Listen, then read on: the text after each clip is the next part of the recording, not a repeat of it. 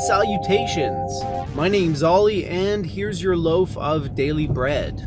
For today's nugget of wisdom, we give thanks to daylight savings time, which is allowing me to record this video first thing in the morning. And we also give thanks to Alan Watts, who says the following: we seldom realize that our most private thoughts and emotions are not actually our own, for we think in terms of languages and images which we did not invent, but which were given to us by our society.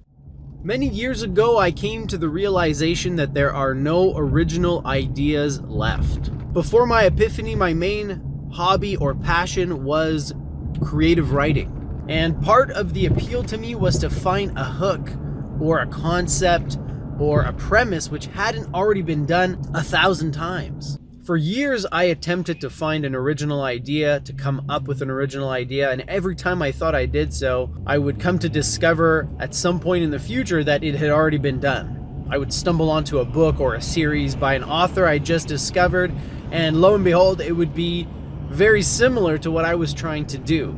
So why is this important in our day-to-day lives? Well, in the context of Alan Watts' quote, what this means is that even our most cherished beliefs, even our most strongly held opinions, are not actually our own.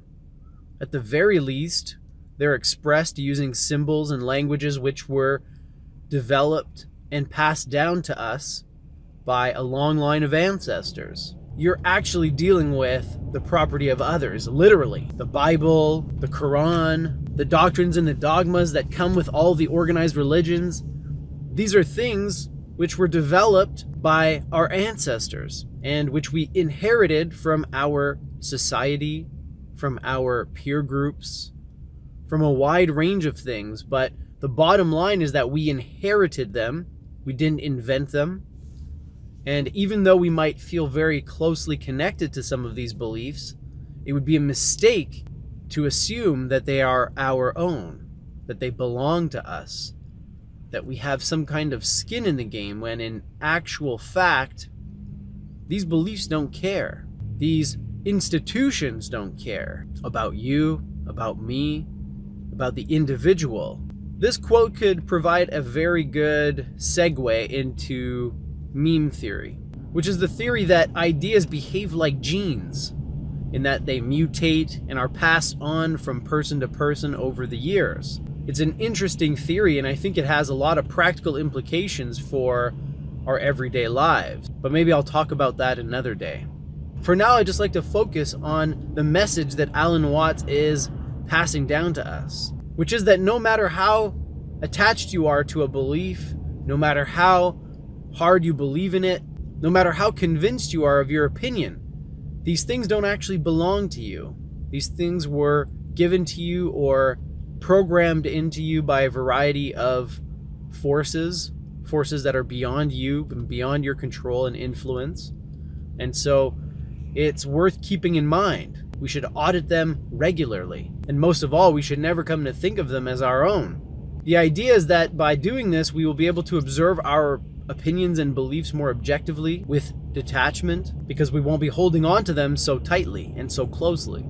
So yes, this is following last week's theme.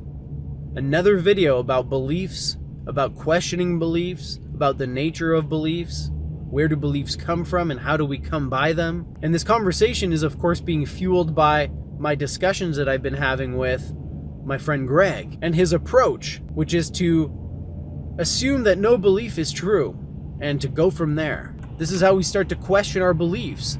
This is how we start to unwind and untangle the knots which have come to form unbeknownst to us over the years. This is a great place to start your practice, folks, and I hope you'll give it a shot and start questioning some of these beliefs that are knocking around in your head. Once you start, or if you've already started, please don't hesitate to let me know how it's going and some of the experiences you're having as you question your beliefs. The comment section is below, you know this, and I await your responses. Until next time, live well, my friends.